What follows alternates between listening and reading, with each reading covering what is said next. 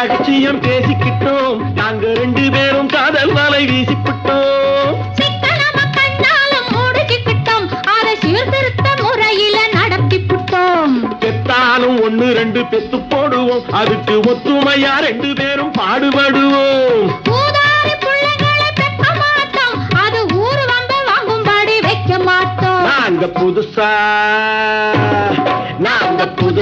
கட்டிக்கிட்ட ஜோடிதானுங்க, நல்ல பாட்டு படிக்கும் வாரம் பாடிதானுங்க.